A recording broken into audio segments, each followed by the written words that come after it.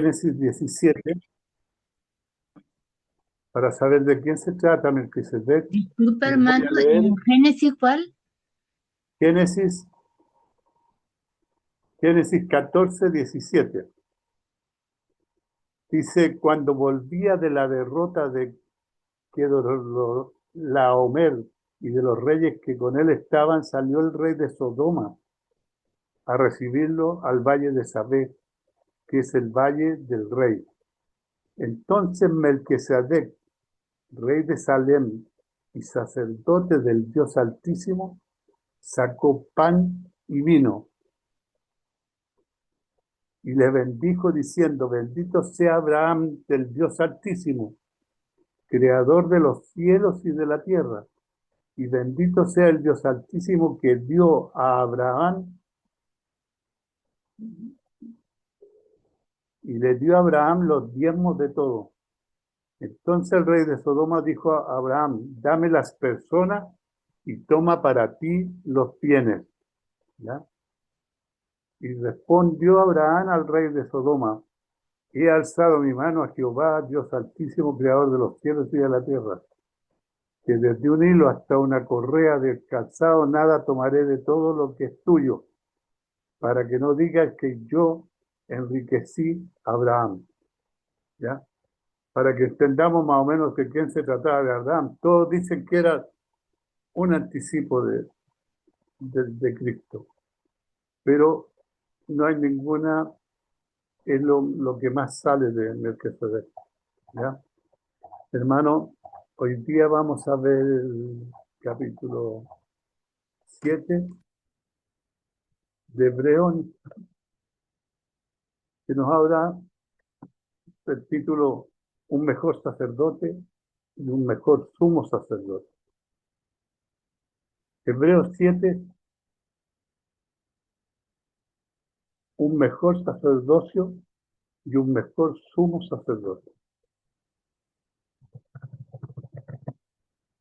El tema de Hebreos 7, hermano, el escritor de los Hebreos explicará un tema que había introducido antes en Hebreos 2:17.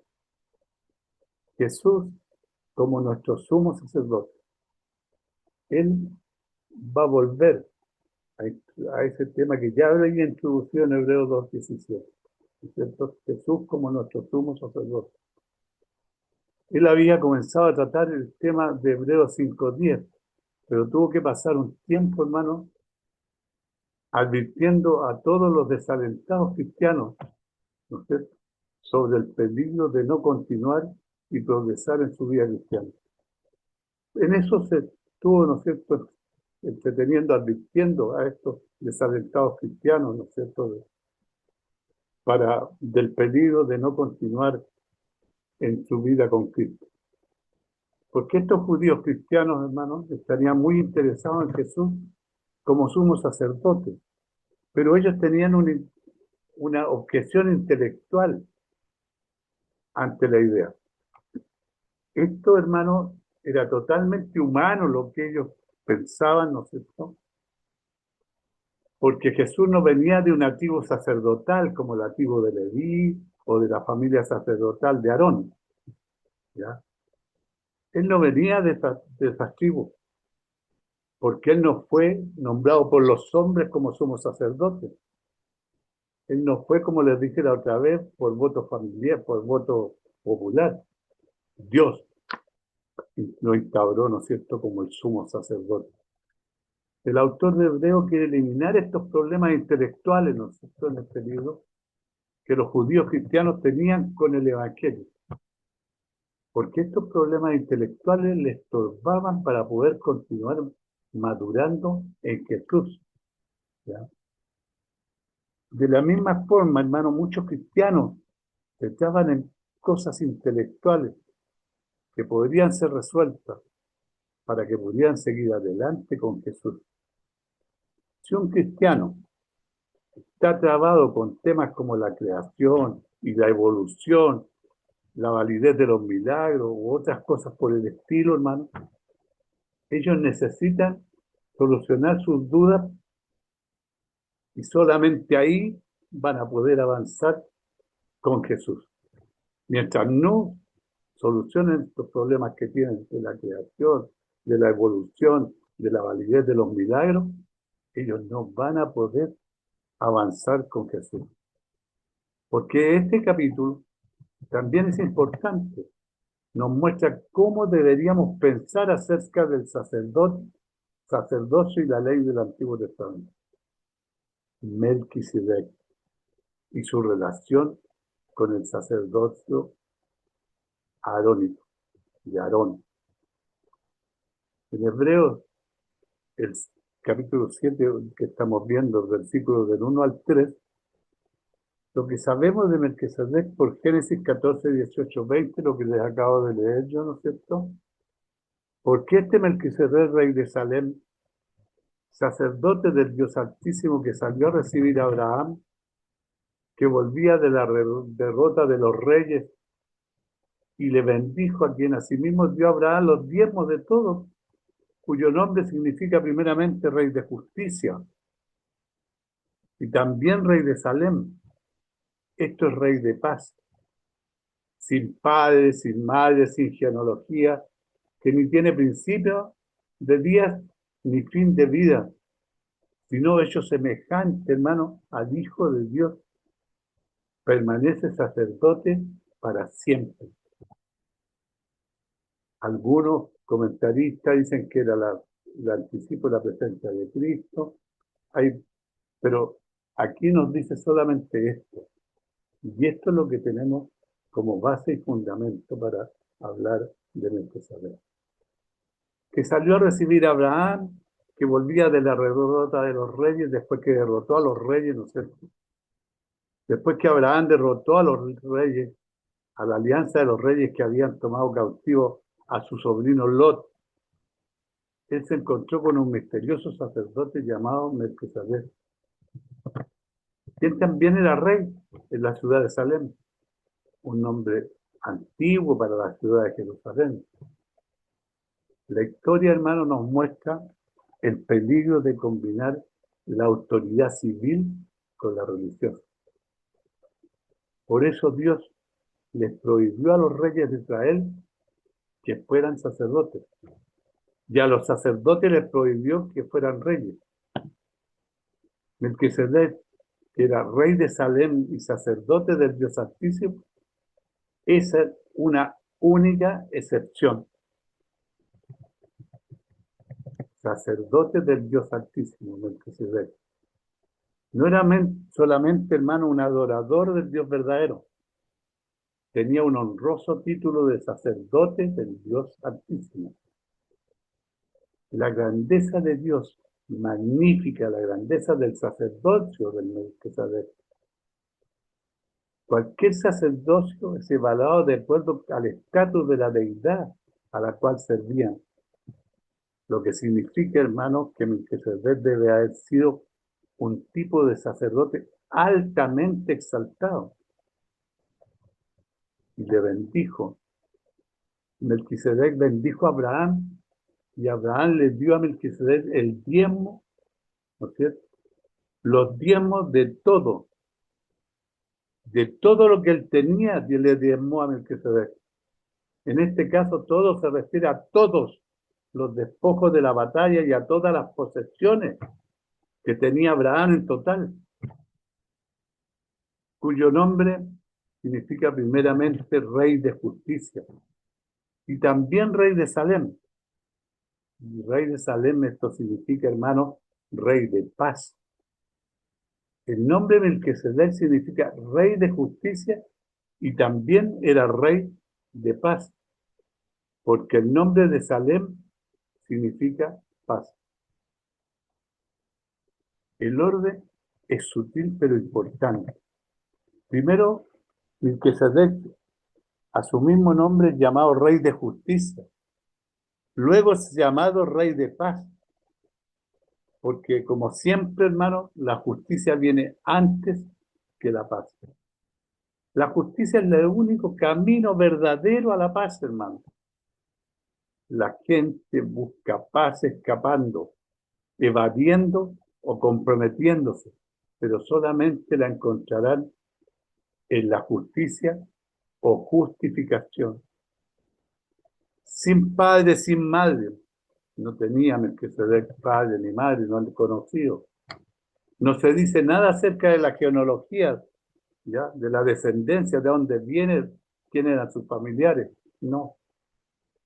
En el pasaje de Génesis 14 o en ningún otro lado, lo que se refiere al registro bíblico no tiene padre, ni madre, ni principio de día, ni fin de vida.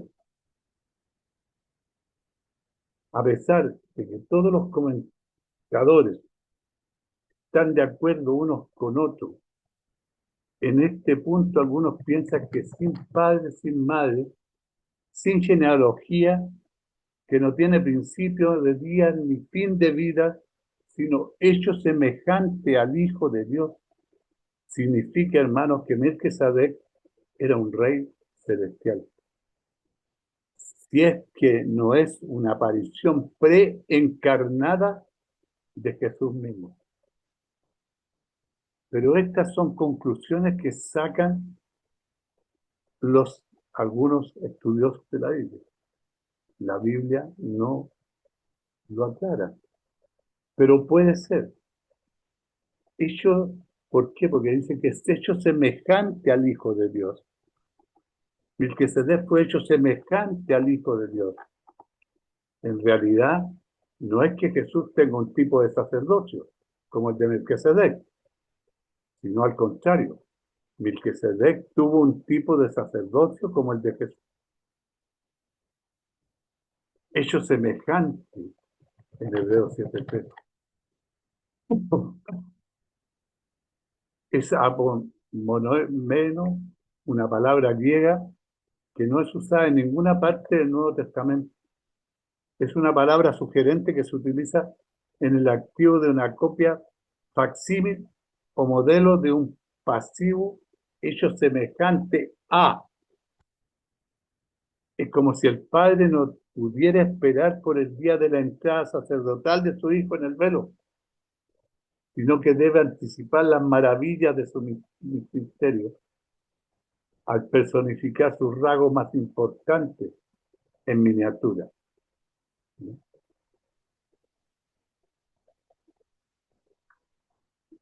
Permanece sacerdote para siempre. Esto o se refiere a la continuación del sacerdocio de Melquisedec, o es la evidencia, hermanos, de que Melquisedec fue en realidad Jesús apareciendo en el Antiguo Testamento. No lo podemos confirmar. El sacerdocio de Jesús permanece hasta este día y por la eternidad. El versículo 4 al 10 nos habla de Melquisedec, es superior a Abraham, porque éste le dio el diezmo a Melquisedec, y porque Melquisedec bendijo a Abraham. Considerando pues cuán grande era este, a quien aún Abraham, el patriarca, dio diezmos del botín. Ciertamente los que de entre los hijos de Leví reciben el sacerdocio, tienen mandamiento de tomar del pueblo, hermano, los diezmos, según la ley. Es decir, son sus hermanos, aunque estos también hayan salido de los lomos de Abraham, pero aquel cuya genealogía no es contada de entre ellos, tomó de Abraham los diezmos y bendijo al que tenía las promesas, pues las promesas estaban en Abraham, y sin discusión alguna, el menor bendecido por el mayor, y aquí ciertamente recibe los diezmos hombres mortales, pero allí uno de quien se da testimonio de que vive, y por decirlo así, en Abraham pagó el diezmo también Leví, que recibe los diezmos porque aún estaba en los lomos de su padre, cuando Melquisedec le salió al encuentro. ¿Ya? Abraham, el patriarca, dio diezmos del botín. Los hijos de Leví tienen mandamiento de tomar del pueblo los diezmos según la ley.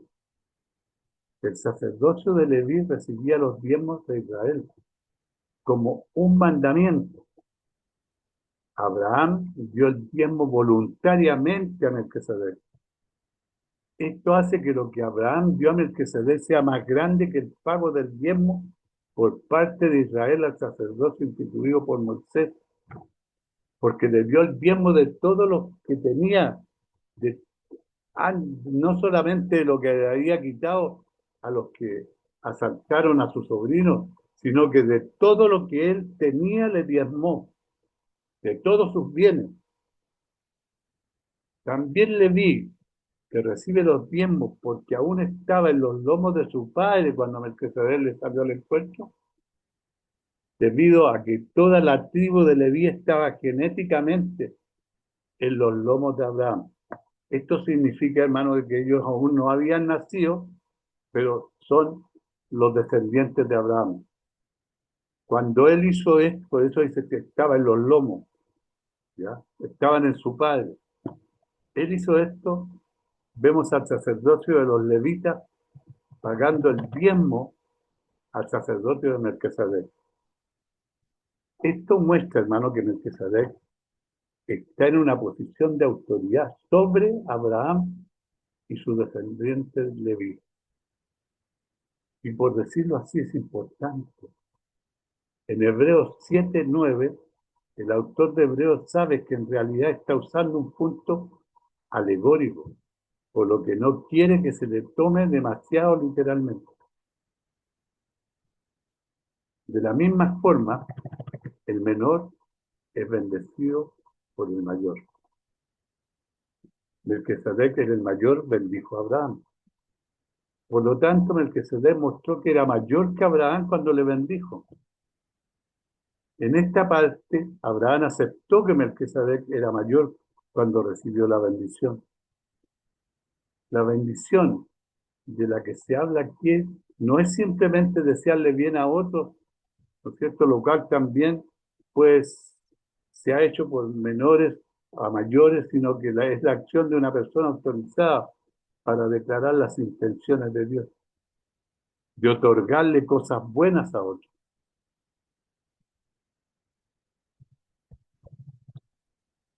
La necesidad de un nuevo sacerdocio nos explica el autor de Hebreo en Hebreos 11, en el versículo 7-11. El sacerdocio levítico nunca hizo nada perfecto, es el título que le pone. Si pues la perfección fuera el sacerdocio levítico, ¿por qué bajo él recibió el pueblo la ley? Porque bajo el sacerdocio de Leví, ¿no es cierto?, el pueblo de Israel recibió las tablas de la ley.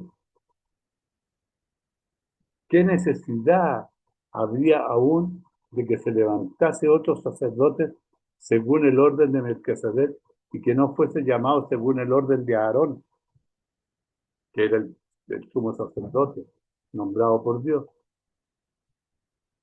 El versículo 12 nos dice que el cambio de sacerdocio y el cambio de lugar de la ley de Moisés,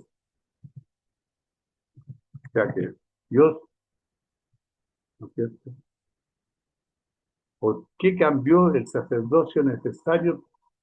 Es que haya también cambio de ley. O sea, y la pregunta es, si hubo cambio de sacerdocio, porque Melquisedec, el rey de Salem, el sacerdote de Dios, si también iba a haber un cambio de ley. Pero esto no era cosa del pueblo de Israel, no era cosa de humana, era nombrado por Dios. Y lo había hecho, ¿no es cierto?, según las mismas normas que Jesús. El versículo 13-14 nos dice, de acuerdo a la ley mosaica, Jesús no podría ser sacerdote. Claro, él es de la tribu equivocada. Ellos están hablando humanamente y legalmente lo que Dios nombró a Aarón, ¿no es cierto?, y a sus hijos como sumo sacerdote y sacerdote. Pero acá estamos hablando, ¿no es cierto?, de Jesús. Jesús no fue nombrado por hombre ni fue, no, él fue nombrado por Dios. Y aquel de quien se dice que es de otra tribu, de la cual nadie sirvió al altar, porque manifestó es que nuestro Señor vino de la tribu de Judá, de la cual nada habló Moisés tocante al sacerdocio. Pero es que este no era un nombramiento humano, eso es lo que el pueblo no entendía. Y que el versículo 15 al 17 nos dice la declaración de Dios de que el Mesías pertenece a otro orden del sacerdocio en el Salmo 110:4. El versículo 18 y 19, hermano, nos dice porque la ley, o sea, el mandamiento anterior es anulada como medio para establecer nueva relación y acceso a Dios. Queda pues abrogado el mandamiento anterior a causa de su debilidad e ineficacia. Pues nada perfeccionó la ley y de la introducción de una mejor esperanza, por lo cual nos acercamos a Dios. La ley de Moisés no mejoró en nada la debilidad. Siguió la misma eficacia, no perfeccionó nada. Y en su debilidad y ineficacia nada perfeccionó la ley, porque aunque la ley establece los estándares perfectos de Dios, hermano, no le da poder a nadie para cumplirlo. Deje de pensar en la purificación y consideremos, hermanos, al purificador. Absténganse de especular sobre el rescate y traten con el rescatador. Es lo que tenemos que hacer, considerar al purificador, abstenernos de especular sobre el rescate y tratemos con el rescatador. Pero nosotros, hermanos, tenemos una mejor esperanza y nos acercamos a Dios a través de un mejor sacerdocio y un sumo sacerdote. Nuestra esperanza está en Jesús, no en la ley de Moisés. Esto debería moderar nuestro entusiasmo acerca de la reconstrucción del templo de Jerusalén. El pequeño grupo de judíos totalmente comprometidos con la reconstrucción del templo tienen un importante y emocionante lugar en el plan profético de Dios. Pero cualquiera que restaure el sacerdocio aarónico y reanude el sacrificio levítico se rehúsa a reconocer el sacerdocio superior y el sacrificio máximo de Jesús, hermano. No podemos volver atrás. Y aquí en el versículo 20-21 nos va a mostrar la superioridad de nuestro sumo sacerdote. Jesús fue hecho sumo sacerdote por un juramento directo con Dios. No fue por votación popular. ¿Ya? Fue un juramento directo con Dios. Y esto no fue hecho sin juramento, porque los otros ciertamente sin juramento fueron hechos sacerdotes. Pero este con el juramento del que le dijo, juró el Señor y no se arrepentirá. Tú eres sacerdote para siempre según el orden de Melquisedec. Sin juramento fueron hechos sacerdotes, los sacerdotes de Leví. Aarón como sumo sacerdote y sus hijos como sacerdotes. Recordemos también en esa parte, hermano, que los hijos de Aarón, los nombrados sacerdotes, ¿no es cierto? Ellos cometieron también una imprudencia al quemar un fuego raro, ¿no es cierto?, dentro del tabernáculo, y Dios, que es amor, porque Dios es amor, pero también es fuego consumidor. Y como ellos hicieron eso, quemaron ese fuego raro, Dios, salió fuego de Dios y los quemó. No nos olvidemos de los dos hijos de Aarón. De Aarón era designado por herencia, no por carácter personal. Pero no fue así con Jesús, pues, hermano. Y la orden sacerdotal de Melquisedec, Dios incluso selló con su elección, con un juramento, Jesús, nuestra garantía de un mejor pacto. Por tanto, Jesús es hecho fiador de un mejor pacto, hermano. De un mejor. Este mejor, la abrumadora superioridad de Jesucristo prueba que Él es digno y capaz de ser nuestra garantía, nuestro aval por un mejor pacto y por nuestra salvación. Un sacerdote inmutable significa una salvación perpetua, hermano. Y los otros sacerdotes llegaron a ser muchos, debido a que por la muerte no podían continuar. Mas este, por cuanto permanece para siempre, hermano, tiene un sacerdocio inmutable, por lo cual puede también salvar perpetuamente a los que se acercan a Dios, viviendo siempre para interceder por ellos. Cristo intercede todos los días por nosotros, hermano. Y los otros sacerdotes llegaron a ser muchos, porque morían. El sacerdocio bajo la ley de Moisés cambiaba constantemente por lo que podía ser mejor o peor a través de los años. Mas este tiene un sacerdocio inmutable. Jesús nunca morirá y tiene un sacerdocio permanente. No tenemos que preocuparnos porque vaya a ser reemplazado por un mal sacerdote. Permanece para siempre. Esto lleva a la idea de permaneciendo como siervo. Jesús permanece para siempre y Él permanece como siervo incluso después de haber ascendido al cielo, por lo cual también salvar perpetuamente a los que se acercan a Dios. La naturaleza inmutable del sacerdocio de Jesús, hermano, significa que también la salvación que ofrece es inmutable, permanente y segura.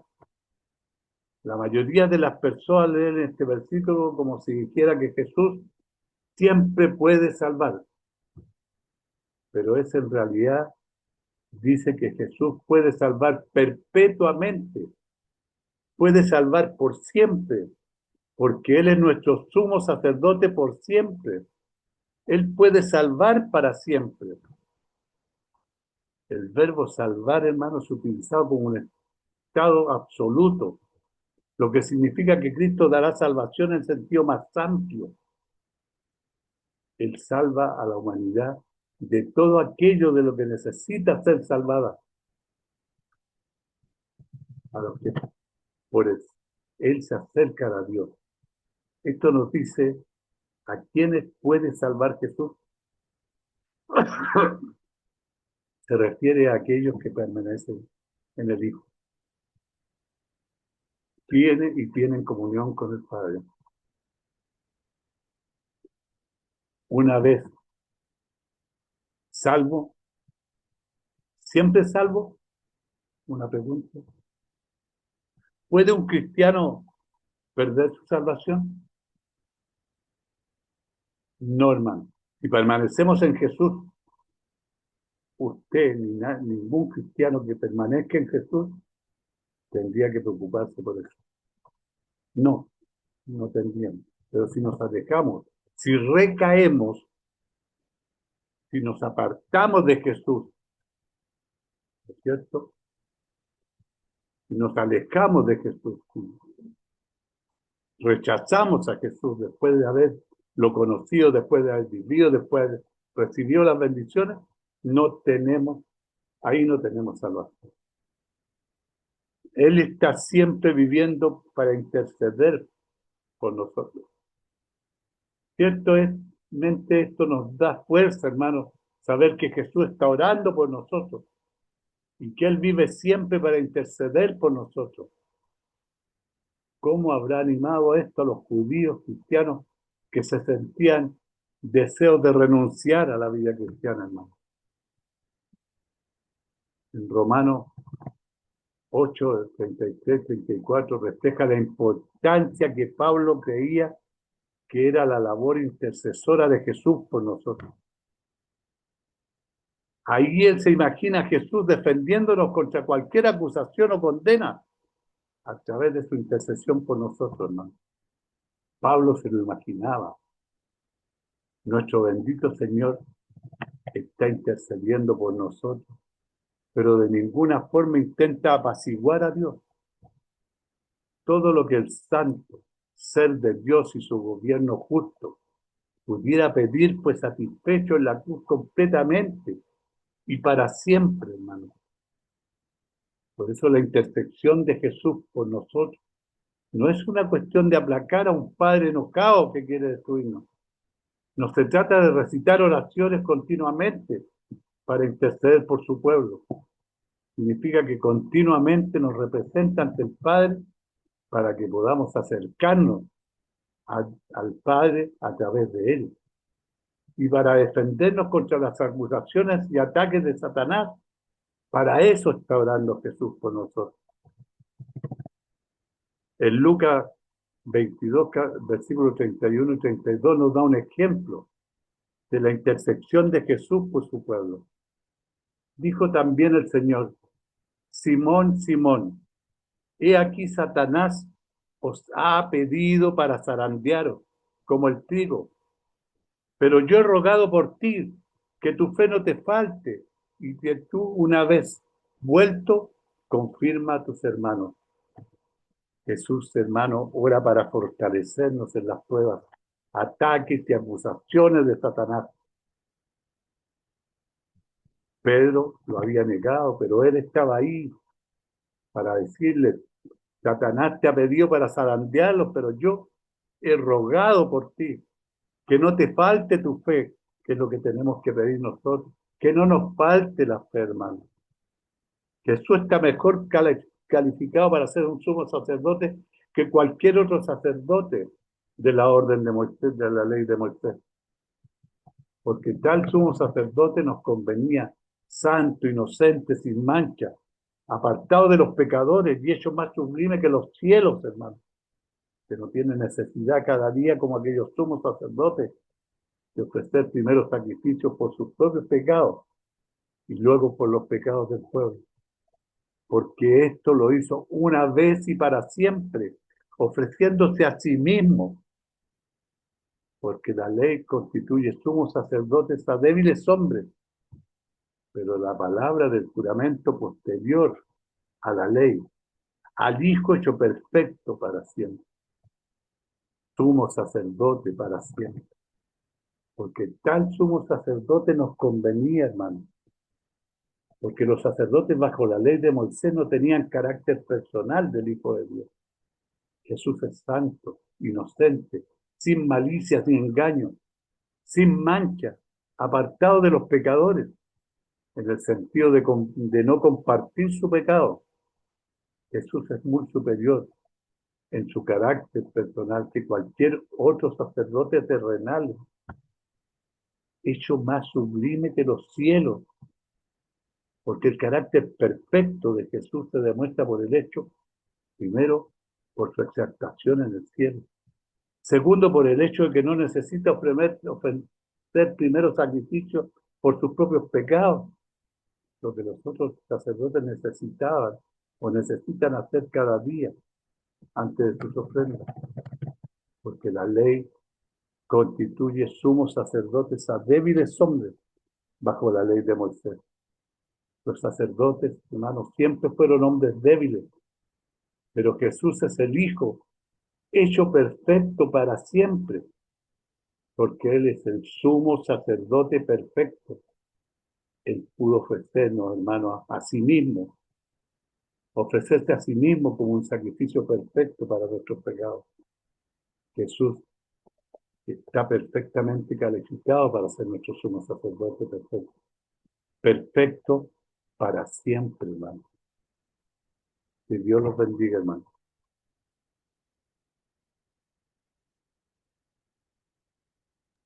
Amén, hermano. Amén. Muchas gracias, hermano. Amén, gracias Amén. a todos. Que Dios los bendiga. Aquí nos aclara, ¿no es cierto? O sea, no nos aclara, sino que nos muestra a Melquisedec como si fuera un, un Cristo, ¿no es cierto? Que Dios lo hubiera encarnado antes para mostrarlo. Pero eso no lo aclara la Biblia. Puede ser. ¿Por qué? ¿Por qué Cristo fue nombrado sumo sacerdote según la orden de Melquisedec?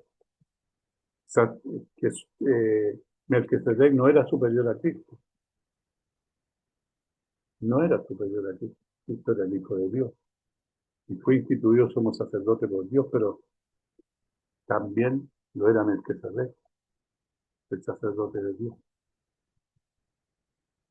Hermanos, que Dios los bendiga.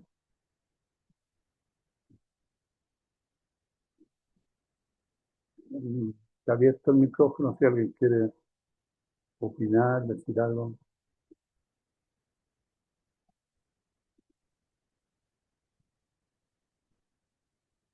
Dale las gracias, hermano Luis, por haber orado y a todos por haber orado por mi familia y mi casa. Y es No, muy que bonito, es muy bonito esto de Melquisedec porque estamos ahí, que no sabemos quién era y es muy intrigante. Gracias por explicárnoslo. gracias a ustedes por escucharme. Hermana Gina, hermana Pepi, hermana Luz, está trabajando. Y hermano, que Dios los bendiga, hermano Miguel Ángel,